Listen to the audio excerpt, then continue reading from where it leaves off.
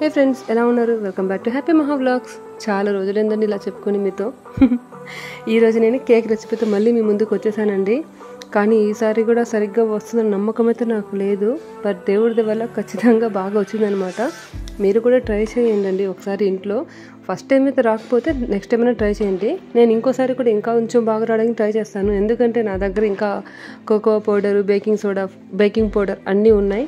అవన్నీ అయ్యేదాకా దాని సంగతి అయితే నేను వదలను. ఇంకా పర్ఫెక్ట్గా రావాలన్నమాట. సో నేను కూడా ఇప్పుడిప్పుడుగా నేర్చుకుంటున్నాను. నేనైతే సేమ్ మెజర్మెంట్స్తో ఇలా చేశాను. మీరు కూడా ఒకసారి ట్రై చేయండి. మీరు ట్రై చేసి ఎలా వచ్చిందో నాకు కామెంట్ చేయండి. మీరు ఇంకా కావాలంటే డ్రై ఫ్రూట్స్, చాకోపీస్ ఇవన్నీ రకరకాలుగా ట్రై చేయొచ్చు.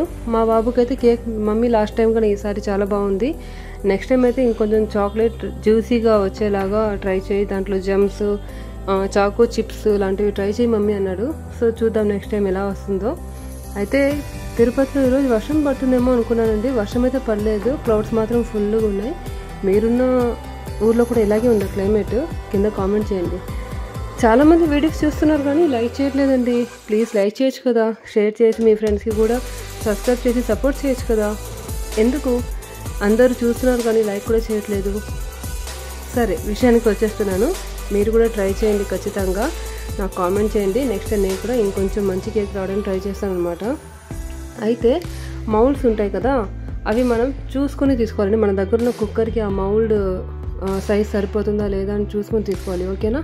ఇది ఒక్కటి గుర్తుపెట్టుకోండి. నెక్స్ట్ వీడియోలో కలుద్దాం. టాటా.